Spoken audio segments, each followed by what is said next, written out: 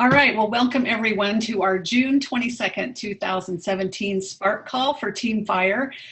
I'm Charlotte Siems, Sapphire Ambassador with Plexus Worldwide, and this is Brenda Martin, who's our Diamond Ambassador. And we're really excited to meet with you all tonight, as we always are. It's always just a way of getting the team together. We hope you enjoy the training. And what I have for you tonight is just some teaching about mindset. The name of the session is actually Cultivating a Success Mindset, and that is so important for your business. One time Helen McFadden told me that she thought it was 90% of this business, your mindset, and I would tend to agree with that, because what we're thinking and what we believe affects everything about our business, because it affects our actions, because of what we believe affects what we will do every day. So to begin, I want you to imagine that you're walking through some deep, dark woods and the sun is going down and maybe you're a little bit nervous, and then you start hearing some crackling in the nearby bushes and you're looking around, and then a huge furry thing jumps out at you. Now what would happen?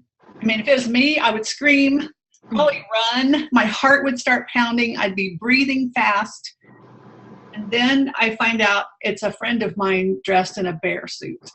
So what I thought was true is what I believed, and I reacted according to what I believed, but it wasn't true, but I thought it was.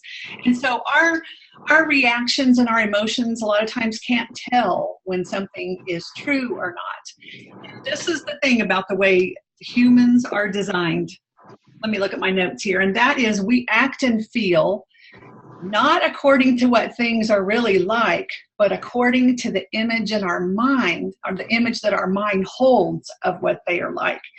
We have certain mental images of ourselves and our world and the people around us, and we behave as though those images are the truth and the reality, rather than as things maybe really are. And so we have to be sure that what we're believing about ourselves and our business, about other people, is really true. And we can actually change from anything to anything by changing our self-image and by providing it with new truth. Our imagination is very powerful, and we can think of it in different ways. It's not only our thoughts, but it's the mental pictures that we have, the things we say to ourselves. We're actually already really good at this. We're already really good at imagining, because worrying is a form of imagination. We're actually thinking about what could happen and visualizing what could happen. If we are continually thinking that we're going to fail, that's not a good use of our imagination. Let's say that you've decided you want to really go to Leaders Retreat this year, and so you start talking to people, start working, and then all of a sudden you just say, oh, there's no way I'm going to be able to do this. Well, you just used your imagination in a negative way. That is not a success mindset. Even at something as simple as sending a message to someone, maybe before you send the message, you're already thinking in your mind. You're imagining what this person's going to think of you, how they're going to respond. And a lot of times it will stop you from even sending the message, because you're imagining in a negative way. Same thing with reaching your next rank. Let's say you're silver and you've been silver for a while and you really want to be a gold ambassador, and you stop yourself in your tracks because you're imagining that you're not able to do this and that you won't find enough people to sign up with you. So why not imagine yourself being successful instead? This really just takes practice. We're already good at imagining, but we choose what to think and what to imagine. And you need to see yourself being successful before you send that message, before you do anything in this business. You need to see yourself. It can actually, your mind doesn't know the difference between real and imagine. They've proven that sports people can improve their performance by imagining the practice. That doesn't mean they don't have to do the work, but it's very powerful to imagine yourself standing on the stage, imagine yourself at the airport getting ready to go to Leaders Retreat, really feeling those emotions. That's very powerful. Your vision And I'm not even talking about your huge why, but for this smaller goal that you've set, what is it going to feel like when you rank up to gold, or when you're a Ruby ambassador, or when you finally hit Emerald and you go to the Lexus dealership to pick up your Lexus? What is that going to feel like? That is a good use of your imagination. Feel the emotions, think about the details. This is actually, if you're not used to hoping and thinking about good things, this can be a challenge to really discipline yourself to imagine the Lexus in the driveway, or, you know, seeing that your back office, you know, flip over to senior gold, or whatever it is that you're wanting. And so you need to practice that. It'll take practice and consistency and part of your daily routine, but it's totally worth it to discipline yourself to do that. Another thing besides our imagination is our beliefs. And if this is all thinking, it's all mindset, and it's all closely related. But sometimes we need to trace down why we believe something, a belief about ourselves or about the world or about other people, because that's affecting our behavior. Perhaps you secretly feel unworthy of success, or that you don't deserve it, because if that's what you believe, then you're going to self-sabotage. And so it's helpful to be aware of that, because awareness is the first step in change. Maybe, you know, you would love to be a jewel. Let's say you'd love to be a jewel in Plexus, but then if someone asked you about becoming a jewel, you might come up with a long list of excuses why it's not going to happen for you. And they're not really reasons that are based on fact or current rational thought. They're just beliefs that you have about yourself. Remember that both behavior and feelings spring from belief. So when you realize that you are just believing something about yourself just because it feels normal and it just feels true, you can stop and ask yourself, why? Why do I believe that I can't? Why do I believe that it's not for me when it's for everybody else? Then ask yourself, is this belief based on an actual fact or on an assumption or a false conclusion? There's 4 more questions you can ask yourself. Is there any rational reason for such a belief? Number 2, could it be that I'm mistaken in this belief? 3, would I come to the same conclusion about some other person in a similar situation? In other words, would I coach someone on my team and say, nope, you can't do it? Would you? Number 4, why should I continue to act and feel as if this were true if there is no good reason to believe it?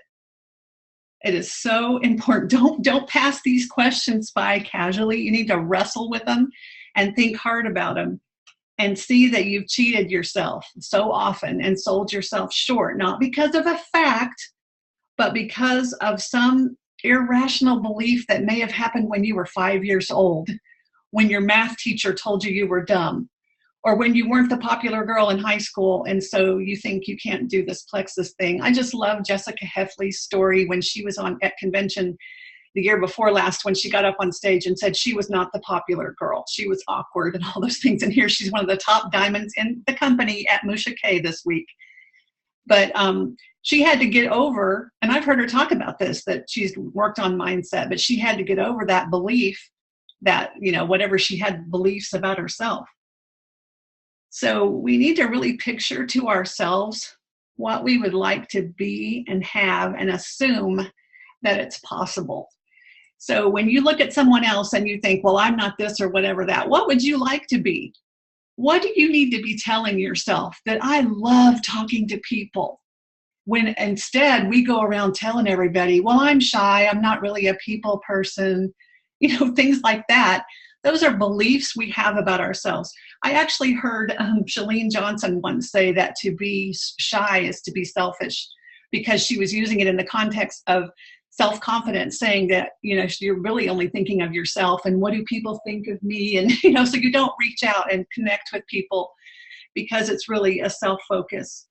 And so the more you start thinking of the possibilities and imagining, then this constant repetition makes it seem more and more real to you, because you came to the conclusions about yourself and you believe them and you think them all the time because of constant practice and repetition. constantly telling people, well, I don't believe in myself, constantly telling people, well, I don't know enough people. You're imagining that, and maybe it maybe look true, but what would happen if you changed that belief and changed your actions, and it would no longer be true. So don't trap yourself in those assumptions. Let's see. I want to make sure I'm not skipping something here. Okay, let's look really quick at how to tell when you're not cultivating a success mindset, when you've got some issues there. One of those could be frustration. Frustration is an emotional feeling that develops whenever some important goal cannot be realized or when some strong desire is thwarted. Frustration is normal and it's natural, especially when you're working towards goals and it didn't happen when you thought it could be. But it is only when a frustrating experience brings excessive emotional feelings of deep dissatisfaction and futility that it becomes failure. So when you're using that, you're just wallowing in that frustration instead of using that emotional energy to get up and get to work, then that is not a success mindset. Sometimes we practice feeling frustrated and defeated so much that feelings of defeat become habitual with us. We project them into the future and expect to fail. And that can help create a picture of yourself as a defeated person. And thoughts and feelings go together. Feelings are the soil that thoughts and ideas grow in. So that's why it's so important to recognize when you're staying stuck in something. Another way to tell when you're not, cultivating a success mindset is insecurity. The feeling of insecurity is based on a concept or a belief of inner inadequacy. And so if you feel you don't measure up to what is required, then you feel insecure. And insecure people feel that they should be good, period, that they should be successful, period, competent, happy. And these are great goals, but they should be thought of as goals to be achieved or to reach for, but not a should. And that if you're not perfect, then you're not good enough. And so that insecurity will cause you to be paralyzed, really. And there's really no truth in it, but you're staying stuck there because that's your imagination. Another thing, this is an odd one, maybe, is how to tell when you're not cultivating a success mindset is loneliness and isolation. Now, this could be someone who doesn't participate, doesn't reach out to people, doesn't participate in team things, does everything themselves. All of us are lonely at times, but if someone doesn't feel good about themselves, they kind of push other people away. They might go to an event and stand over in the corner because they feel bad about themselves, but then they go tell people, well, I don't have any friends and I'm lonely. Well, they didn't reach out. They're expecting everybody to come to them. Loneliness is a way of self-protection and not being vulnerable and not communicating with people. And, I hope y'all realize that all of us have all dealt with all of these issues. So I can say it because I've done it. So I am not speaking from the lofty position of not having experienced it. But I guess I'm just feeling really passionate about this tonight because I just see how it affects people in their business. And, Brenda and I want nothing more than to have all of you succeed and reach your goals. Another way to tell when you're not cultivating a success mindset is uncertainty. There was a philosopher who said the greatest mistake a man can make is to be afraid of making one. We see this a lot of times in people who are new, or maybe even people that have been an ambassador for a while, but uncertainty is a way of avoiding mistakes and responsibility. It's so much easier to tell people, well, I don't know enough yet, and I'm not sure what to say, instead of jumping in there and doing it, because none of us are perfect ambassadors. None of us are fabulous, network marketing expert kind of people. We're all just people. But if we don't ever get started, that's a really good way to hide out because of fear in that uncertainty. And the last one that is not a success mindset, this is the big one, is resentment. And maybe you get stuck in resentment, resenting the success and happiness of others. And maybe you take that as proof that life is shortchanging you and you're being treated unfairly. Resentment is an attempt to make our own failure palatable by explaining it in terms of unfair treatment or injustice. In other words, saying, poor me.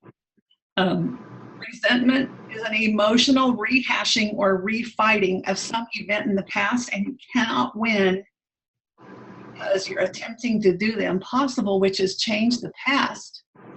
And you may, we don't start out thinking, I'm going to be a resentful, bitter person. It starts small. I saw today my husband's at international church meetings, and in one of the sermons this morning, I know one of the pastors said, if you get into resentment and bitterness, then you're no good to the church. You're no good for God to use you. And it's easy to, think about something like maybe you resent your sponsor because you feel like they haven't done enough for you, or you resent your team because you feel like they're not working hard enough, or you resent the company for some back office something.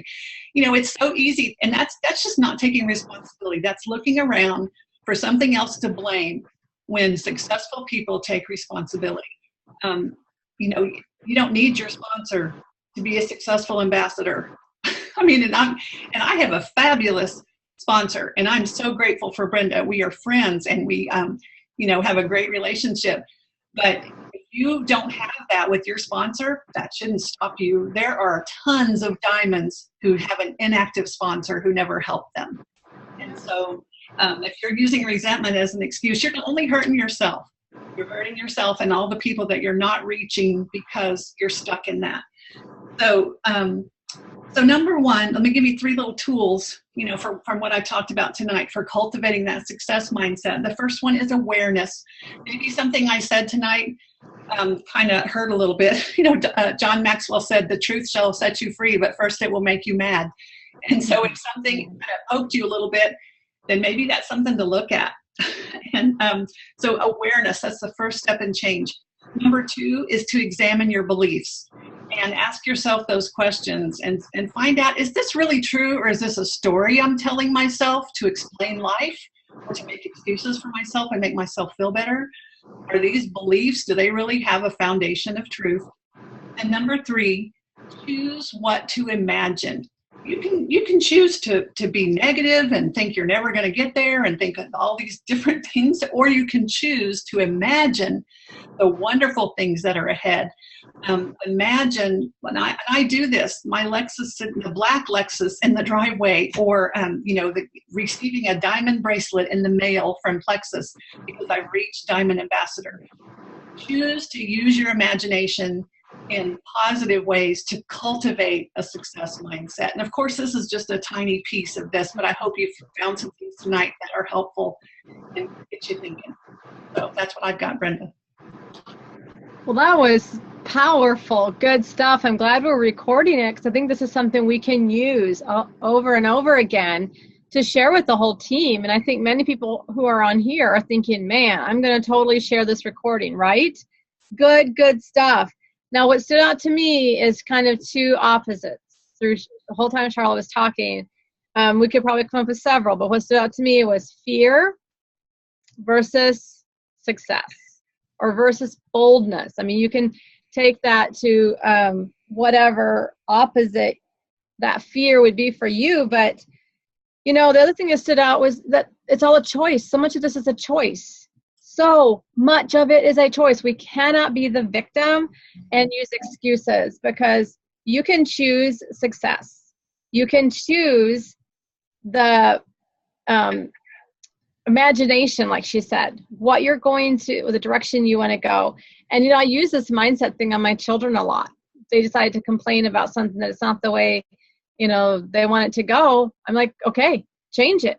You really can do, unless it's completely out of your control, there is so much you can do to change things. So I am feeling all fired up to put some of this into action. And you might be thinking, okay, this is mindset. How do you put it into action?